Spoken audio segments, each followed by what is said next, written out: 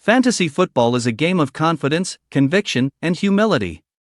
Every season we plant flags, trust trends, and talk ourselves into believing the data will cooperate. Sometimes the call is perfect, like a moonshot into the upper deck. Other times, it's a swing and miss that leaves you staring back at the dugout.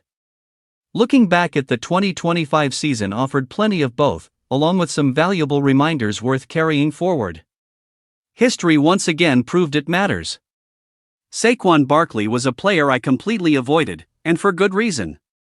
The workload trends around elite running backs finally caught up with him, and the decline followed the same script we've seen before. The same logic applied to the curse of the magical season. Lamar Jackson, Ja'Marr Chase, and Brock Bowers all came back to earth after historic campaigns.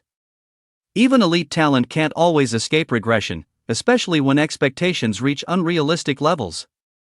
Veteran running backs reminded us they still deserve respect.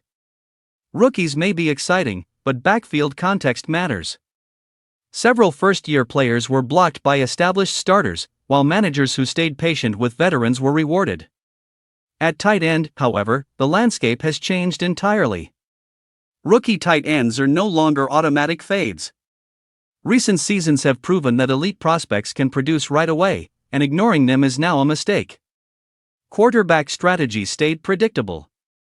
Waiting continued to pay off. Big-name quarterbacks drafted early disappointed, while late-round options quietly delivered strong returns. The position remains deep, volatile, and forgiving for patient drafters. Of course, there were misses. Christian McCaffrey was the biggest. Injury fear clouded judgment, and it cost me a dominant fantasy season. Dallas running backs burned me too, as bias got in the way of history. Coaching changes were another blind spot. Baker Mayfield's regression and Trevor Lawrence's breakout were both tied directly to scheme and play calling, proving coaching stability still matters more than we sometimes admit. Analytics also need context. Ladd McConkey's metrics were excellent, but personnel changes reshaped the offense and capped his upside. Numbers tell a story, but not always the full one. Depth charts, targets, and quarterback trust still rule fantasy outcomes. And finally, kickers demanded respect.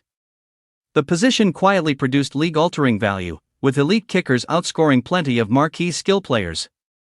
Ignoring them entirely is no longer smart roster construction. Proven kickers with stable roles can provide weekly advantages that swing matchups and titles. The biggest takeaway from 2025 is balance. Trust the data, but don't worship it. Respect history, but don't fear talent. Be patient, stay flexible, and accept that fantasy football will always humble even the most prepared managers. The goal isn't perfection. It's learning, adapting, and being just a little sharper when the next draft clock starts ticking.